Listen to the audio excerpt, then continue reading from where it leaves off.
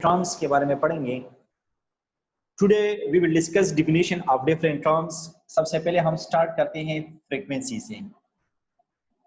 कल हमने frequency distribution पढ़ा था, तो फ्रीक्वेंसी डिस्ट्रीब्यूशन में हमारे पास मुख्तलिफ चीज़ें हमने कल टेबल ड्रा किया था। उसमें हमने क्लासेस ली थी, फिर क्लासेस के सामने टेली हमने ड्रा किया था, फिर उसमें हमने फ्रीक्वेंसी लिखा था। तो जो क्लासेस हमारे पास आती है, जो टेली आती है, और उसके साथ साथ जो हमारे पास फ्रीक्वेंसीज आती है, ये तमाम चीज़ें आज हम डिस्कस करेंगे। कल हमने एक जनरल क्वेश्चन किया था कि किस तरह हम रॉ डेटा से फ्रीक्वेंसी डिस्ट्रीब्यूशन को कलेक्ट करेंगे, और आज हम ये डिस्कस करेंगे कि ये जो फ्रीक्वेंसी डिस्ट्रीब्यूशन हम बनाते हैं उसमें हमारे पास मुख्तलिफ चीज़ें कौन कौन सी चीज़ें आती हैं। तो सबसे पहले हमारे पास आ रही है फ्रीक्वेंसी। तो फ्रीक्वेंसी की डिफिनीशन लिख ले, the number of observations, the number of observations falling in a particular class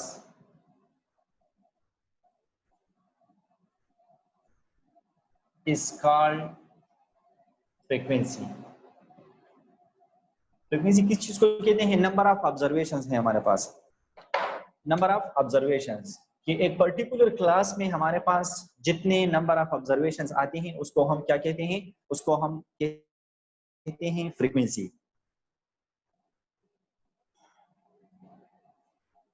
और इसको हम फ्रीक्वेंसी इज डिनोटेड बाय, इसको हम डिनोट करते हैं स्मॉल एफ से। स्मॉल एफ से हम इसको डिनोट करते हैं। सेकंड नंबर हमारे पास आती है रिलेटिव फ्रीक्वेंसी। अगर कल वाले जो टेबल है उसको मैं थोड़ा सा रिपीट कर लेता हूं। उसमें हमारे पास यहां पर थे, ये हमारे पास वेट थी, फिर ये हमारे पास आ गई टेली, और उसके बाद हमारे पास आ गई फ्रीक्वेंसी। स्मॉल एफ से इसको रिप्रेजेंट करते हैं। वेट हमारे पास ये क्लासेस थे 65 up to 84, 85, 104, 105, 124 and so on. ये हमारे पास क्लासेस थी। यहाँ पे हमारे पास टेलीज आती थी। टेलीज का मतलब क्या है कि हमारे पास फर्स्ट क्लास में कितने ऑब्जर्वेशंस आते हैं। लेट्स सपोज इसमें हमारे पास 5 और 4, तो इसमें हमारे पास फ्रीक्वेंसी 9 इसकी आती है। फर्स्ट क्लास की हमारे पास फ्रीक्वेंसी 9 आती है। सेकंड क्लास की जो फ्रीक्वेंसी थी वो हमारे पास 10 आ रही थी। तो फ्रीक्वेंसी की डिफिनेशन हमने लिख लिया, the number of observation falling in a particular class. Number of observation falling in a particular class की एक पर्टिकुलर क्लास में नंबर ऑफ ऑब्जर्वेशन कितनी है। तो देखिए ये 65 टू 84 ये एक पर्टिकुलर क्लास हो गया, इसमें नंबर ऑफ ऑब्जर्वेशन हमारे पास 9 है। इसी तरीके से 85 अप टू 104 ये एक पर्टिकुलर क्लास है और इसकी नंबर ऑफ ऑब्जर्वेशन हमारे पास 10 है। इस तरीके से थर्ड नंबर जो हमारे पास है इसकी फ्रीक्वेंसी है 17, तो ये पर्टिकुलर क्लास है थर्ड, और इस पर्टिकुलर क्लास की फ्रीक्वेंसी हमारे पास ये है 17, इसको हम फ्रीक्वेंसी बोलते हैं। थर्ड नेक्स्ट एक और टर्म हमारे पास आती है, वो है रिलेटिव फ्रीक्वेंसी।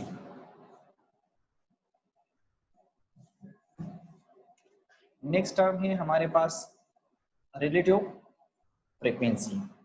रिलेटिव फ्रीक्वेंसी किस चीज को कहते हैं, इसको पढ़ते हैं।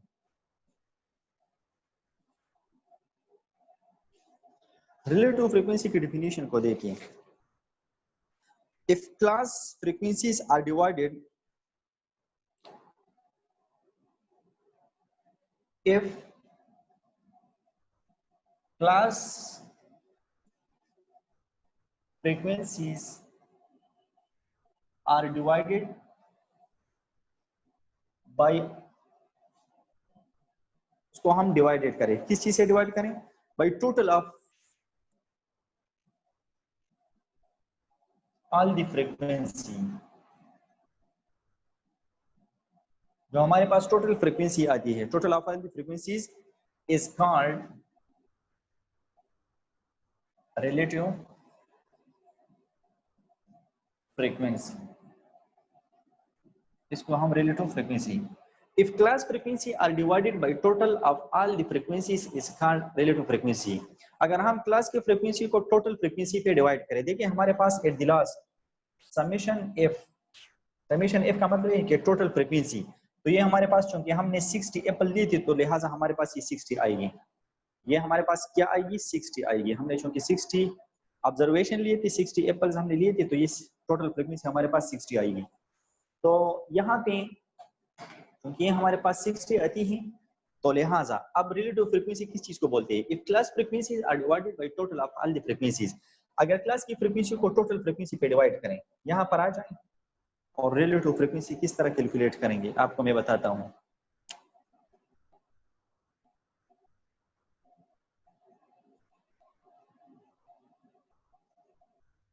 इस क्लास की फ्रीक्वेंसी 9 है, तो 9 को डिवाइडेड करें 60 पर, क्लास की फ्रीक्वेंसी को क्या करें टोटल फ्रीक्वेंसी पे डिवाइड करें, तो ये हमारे पास टोटल पे डिवाइड करें तो हमारे पास क्या आ गई 9 डिवाइडेड बाई 60 आ गई, समझ आ रही।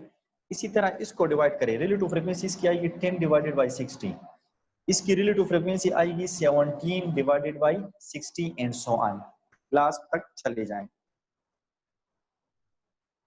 अच्छा, रिलेटिव फ्रीक्वेंसी की फार्मूला उसको किस तरीके से लिखेंगे? Mathematically f1 fi is equal to summation f। fi का मतलब ये है f1 divided by summation f।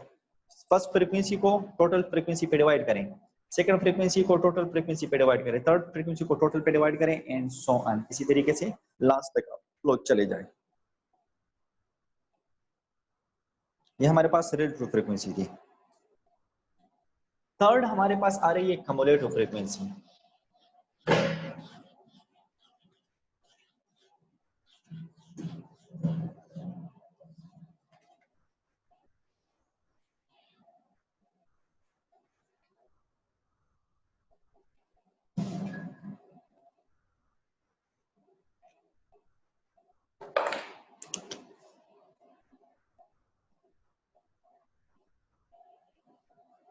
Cumulative frequency, cumulative frequency किस चीज को बोलते हैं? डिफिनेशन लिख लें, the sum of frequencies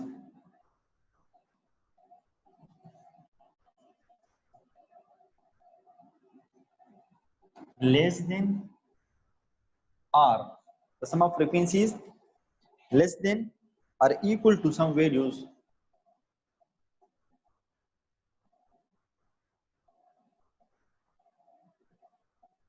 are called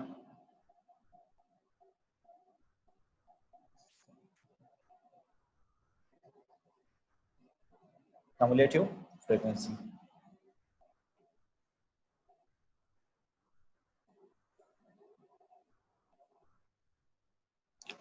Last cumulative frequency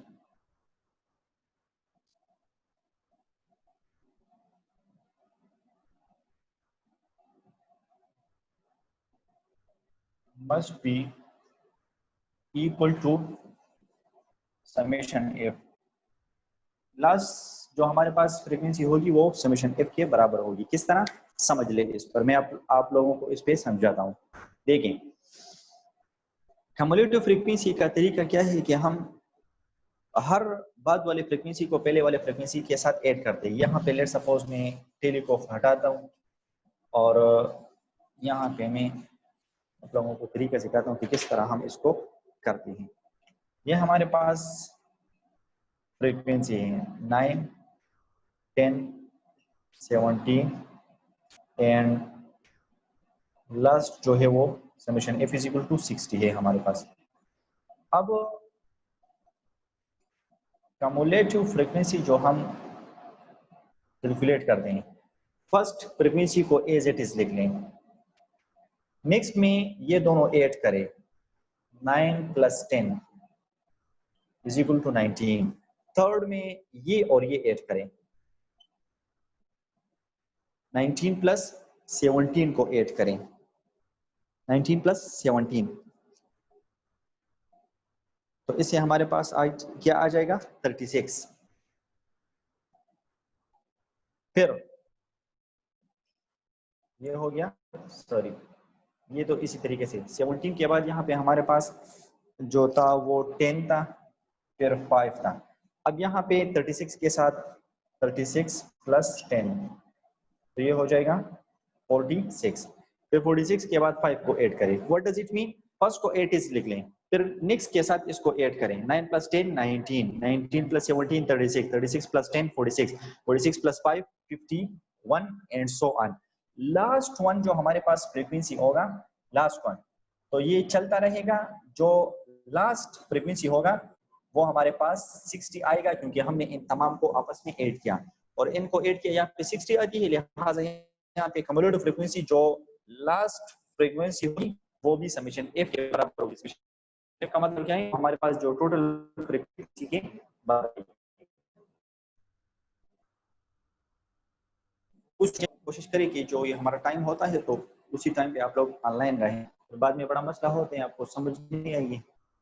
class recorded आपको मिलेगी इंशाल्लाह, लेकिन कोशिश करें कि आप लोग मिड पॉइंट एक और टॉपिक हमारे पास मिड पॉइंट।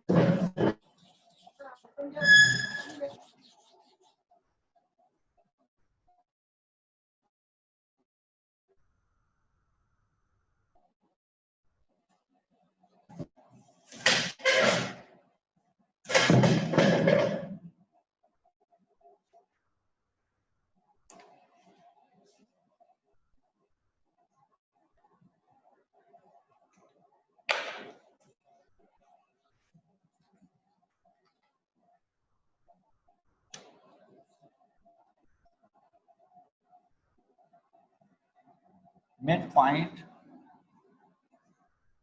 और क्लास मार्क, इसको मिड पॉइंट भी कहते हैं और इसको क्लास मार्क भी कहते हैं। डिफिनीशन लिख ले कि किस तरह मिड पॉइंट या क्लास मार्क किस चीज को कहते हैं। The sum of lower and upper class limits, the sum of lower and upper class limits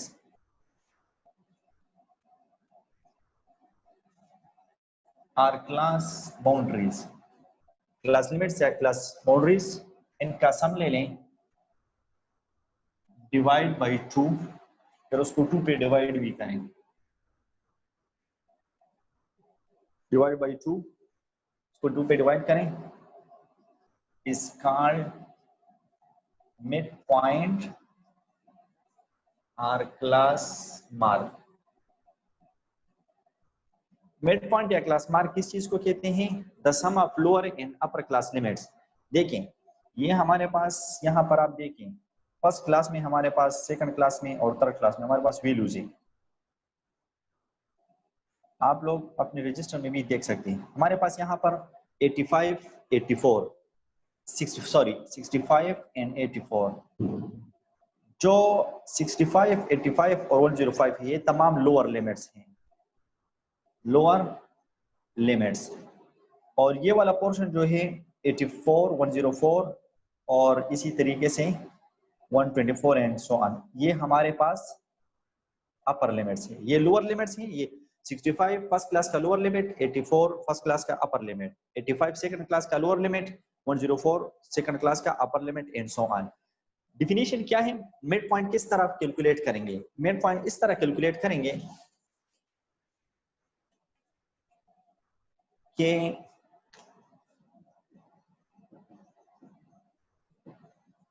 mid point or class mark, the sum of lower and upper class limits or class boundaries divided by 2 is called lower plus class limit plus upper class limit divided by 2। Lower plus upper add करें और 2 पर divided करें तो आपके पास क्या आ जाएगी? आपके पास mid point या क्लास मार्क आ जाएगी। समझ आ रही है आप लोगों को? Lower plus upper divided by 2, तो आपके पास क्लास मार्क आ जाएगी। तो फर्स्ट नंबर अगर हम इसको ऐड करें तो इससे हमारे पास 74.5 आ जाएगा, 74.5। सेकंड का ये हो गया हमारे पास मिड पॉइंट और क्लास मार्क, और इसको रिप्रेजेंट करते हैं x से, x की वैल्यूज हो गई। सेकंड 85 प्लस 104 डिवाइडेड बाई 2, ये हमारे पास 94.5 हो गया। थर्ड हमारे पास 105 प्लस 124 डिवाइडेड बाई 2, ये हमारे पास हो गया 114 divided by 5 and so on. ये हमारे पास इसी तरीके से चलता रहेगा। सही, हर लोअर और अपर को ऐड करें, 2 पर डिवाइडेड करें, तो हर क्लास का आपके पास क्लास मार्क या आपके पास मिड पॉइंट कैलकुलेट होता जाएगा। यहाँ पे हमने बात की क्लास बाउंड्रीज की। क्लास बाउंड्रीज किस तरह बनाएंगे? क्लास बाउंड्रीज इसी से ही बनाएंगे। आप लोग देखें, मैं आपको डिफिनेशन लिखता हूँ उसका।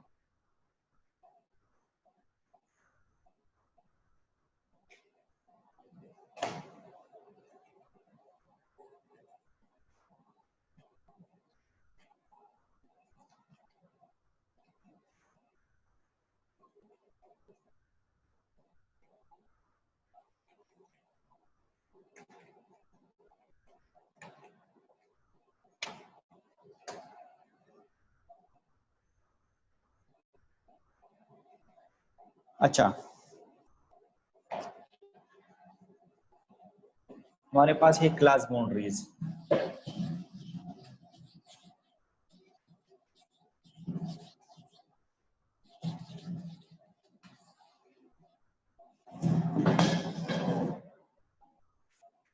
बोर्ड का बड़ा प्रॉब्लम है।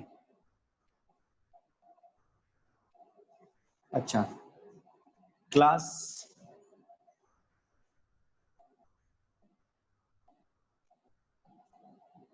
Boundaries,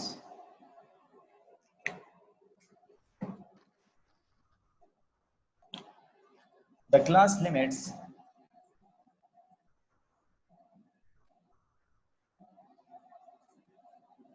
construct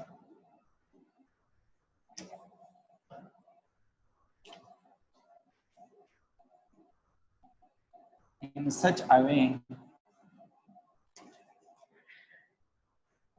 the class limits construct in such a way that upper class limit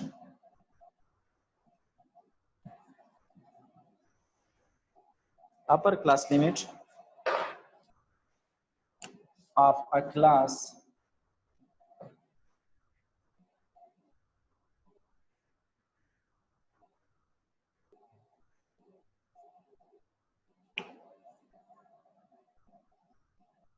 is coincides with lower class limit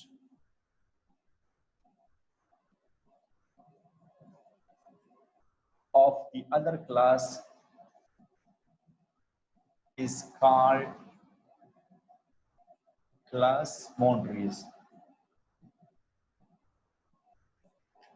The class limits, class boundaries किस चीज को कहते हैं? The class limits constructed in such a way that upper class limit of a class is coincides with the lower class limit of the other class is called class boundaries. कि एक class की upper limit second class की class lower limit के साथ ये coincides मिल जाती है, ये दोनों आपस में जुड़े होते हैं। अब देखिए ना, 65 से 84, फिर 84 से 85 तक इसमें 84.1.2.3 रहते हैं, फिर ये 85 से स्टार्ट है 104, 105 से 124। तो जब हम क्लास मार्क को बना देते हैं तो क्लास बाउंड्रीज किस तरीके से बनाएंगे उसका मैं आप लोगों को आसान तरीके बताता हूं। जब आपके पास इस तरह क्लासेस आती है कि 1 का डिफरेंस आपके पास होता है, तो इस सिचुएशन में आप लोग क्लास बाउंड्रीज जब बनाएंगे, मैं आप लोगों को ट्रिक बताता हूं, टेक्निक बताता हूं, सिंपली आप लोग उसको क्लास बाउंड्रीज को बनाएंगे। ट्रिक क्या है आप लोग लिख लें, subtract 0.5 from upper limit and add 0.5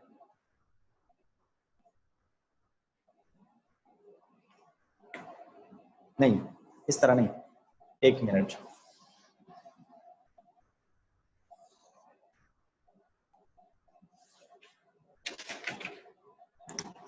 subtract 0.5 from lower limit and add 0.5 to upper limits।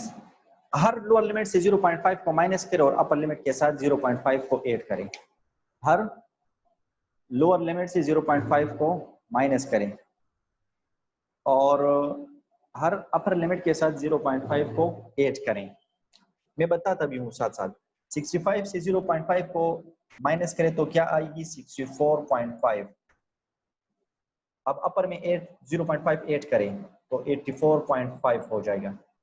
85 से 0.5 ऐड करें तो 84.5। 104 से 0.5 ऐड करें 104.5। 105 से 0.5 माइनस करें 104.5 और ये 1 इस यहाँ पर ऐड करें 124.5। ये हमारे पास क्लास बाउंड्रीज बन गई। अब आप देखें, एक क्लास का अपर लिमिट दूसरे क्लास के लोअर लिमिट के बराबर आ गया, एक क्लास का अपर लिमिट दूसरे के लोअर लिमिट के बराबर आ गया, एंड सो ऑन। इसी तरीके से आप लोग क्लास बाउंड्रीज को क्या कर सकते हैं? कंस्ट्रक्ट कर सकते हैं। ये आपका आज का क्लास था। असाइनमेंट में आप लोगों को क्वेश्चन देता हूँ, सिंपल क्वेश्चन है, रा डेटा है और आप लोगों ने फ्रीक्वेंसी डिस्ट्रीब्यूशन उसको क्लासेस में डिवाइड करने हैं। जो 6 रूल्स मैंने आपको बता दिए क्लासेस के लिए, वही 6 रूल्स आप लोगों ने फॉलो करने हैं और उसी 6 रूल्स को फॉलो करके आप लोग फ्रीक्वेंसी डिस्ट्रीब्यूशन बना लें। इंशाल्लाह आप लोगों को समझ आएगी। जहाँ पे प्रॉब्लम हो तो व्हाट्सएप ग्रुप में आ जाए या पर्सनल में आ जाए, इंशाल्लाह मैं आप लोगों को समझा देता हूँ।